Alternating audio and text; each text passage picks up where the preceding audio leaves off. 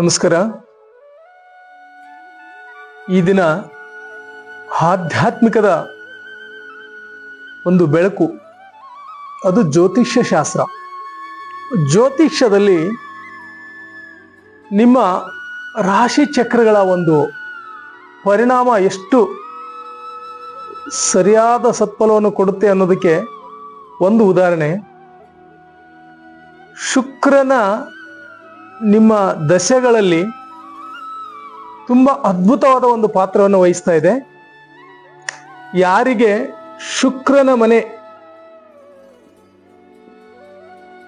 ಅಧಿಕೃತವಾಗಿ ಶುಕ್ರ ನಿಮ್ಮ ಜಾತಕದಲ್ಲಿ ನಿಮ್ಮ ಸ್ವಂತ ಮನೆಯಲ್ಲಿ ಅಥವಾ 9ನೇ ಮನೆಯಲ್ಲಿ ಅಥವಾ 10ನೇ ಮನೆಯಲ್ಲಿ ಇದ್ರೆ ನಿಮ್ಮ ಜೀವನದ ಅತ್ಯಂತ ಸುಖಕರವಾದ ಘಟನೆಗಳನ್ನು ಕೊಡುತ್ತೆ. ಶುಕ್ರ ವೃಷಭ ರಾಶಿಯಲ್ಲಿ ಉಚ್ಚನಾಗಿರ್ತಾನೆ ಮತ್ತು ತುಲಾ ರಾಶಿಯಲ್ಲಿ ಉಚ್ಚನಾಗಿರ್ತಾನೆ. ಅದು ನಿಮ್ಮ ಲಗ್ನ ಅಥವಾ ಚಂದ್ರ ನಿಮ್ಮದರಲ್ಲಿ ಇದ್ದಿದ್ರೆ ಈ ಒಂದು ಶುಕ್ರನ ಒಂದು ದಶೆ ಮತ್ತು ಭುಕ್ತಿ ಅಂತರ್ಭುಕ್ತಿಗಳಲ್ಲಿ ತುಂಬಾ ಒಳ್ಳೆ ಫಲಗಳು. ಎಷ್ಟು ಅಂದ್ರೆ ಶುಕ್ರ ನಿಮಗೆ ಅತಿಯಾದ ಶ್ರೀಮಂತಿಕೆಯನ್ನ ರಾಯಲ್ ಲೈಫನ್ನ ನೀಡುವಂತ ಶುಕ್ರ. ಬೇರೆ ಗ್ರಹಗಳು ಇಷ್ಟು ಕೊಡಕ್ಕಾಗಲ್ಲ. ಶುಕ್ರದಶೆ ನಿಮ್ಮದ್ರಲ್ಲಿ ಉಚ್ಚ ಸ್ಥಾನದಲ್ಲಿದ್ದು ಲಗ್ನದಲ್ಲಿ ಚಂದ್ರಮದಲ್ಲಿ ಇತ್ತು, ನೋಡ್ತಾ ಇದ್ದ ದೃಷ್ಟಿ ಚೆನ್ನಾಗಿತ್ತು ಅಂದ್ರೆ ನೀವು ಕುಬೇರರಾಗ್ಬಿಡ್ತೀರಿ. ಎಷ್ಟು ಸಾಧ್ಯ ಅಂದ್ರೆ ಶುಕ್ರ ನಿಮ್ಮ ಜಾತಕದಲ್ಲಿ ಫಲಗಳನ್ನ ಕೊಡ್ಲಿಕ್ಕೆ ತುಂಬಾ ಉತ್ತಮ ಫಲಗಳು. ಈ ರಾಜಾದಿ ಭೋಗಗಳೇನಿದಾವಲ್ಲ, ಸುಖ ಭೋಗಗಳು ಎಲ್ಲರಿಗೂ ಶುಕ್ರನೇ ಕಾರಕ. ಈ ಅಮ್ಮನ ಶುಕ್ರದ ಅಧಿಪತಿಯನ್ನ ನಾವು ಹೋಲಿಸ್ಕೋಬೇಕಂದ್ರೆ ಶ್ರೀಮನ್ ವೆಂಕಟೇಶ್ವರ ಸ್ವಾಮಿ, ತಿರುಪತಿ ವೆಂಕಟೇಶ್ವರ ಸ್ವಾಮಿ, ಲಕ್ಷ್ಮೀ ಮಾತಾಯನ್ನ ಹೋಲಿಸ್ಕೋಬೇಕು. ಅಲ್ಲಿ ಆರಾಧನೆ ಚೆನ್ನಾಗಾದ್ರೆ, ಶುಕ್ರ ದಶೆ ನಡೀತಾ ಇದ್ರೆ ನಿಮ್ಮ ಜೀವನ ಅದ್ಭುತವಾದ ಏರಿಕೆಯನ್ನು ಕಾಣ್ತದೆ. ಯಾಕೆ ಅಂದ್ರೆ ಇಲ್ಲಿ ಬುಧ ಗುರು ಶುಕ್ರದ ಅಧಿಪತಿ ವಿಷ್ಣು ಅವತಾರ, ರಾಹು ಶನಿ ಕೇತು ಇವರ ಅಧಿಪತಿ ಶಿವಕರ್ತ. ಯಾರಿಗೆ ರಾಹು ಕೇತು ಶನಿ ಇರುತ್ತೋ ಶಿವನ ದೇವಾಲಯಕ್ಕೆ ಹೋಗ್ಬೇಕು. ಶಿವನ ಆರಾಧನೆ ಮಾಡಿದಾಗ ಮಾತ್ರ ನಾವು ಆ ಕಷ್ಟಗಳಿಂದ ಪರಿಹಾರ ಹೊಂದಲಿಕ್ಕೆ ಸಾಧ್ಯ. ಈ ಶುಕ್ರ ಮಾತ್ರ ವಿಷ್ಣು ಅವತಾರ, ವೆಂಕಟೇಶ್ವರ ಸ್ವಾಮಿಯ ಆಶೀರ್ವಾದ ಪಡಿಲೇಬೇಕು. ವೆಂಕಟೇಶ್ವರ ಸ್ವಾಮಿಯ ದರ್ಶನಕ್ಕೆ ನೀವು ಹೋಗ್ಲೇಬೇಕು.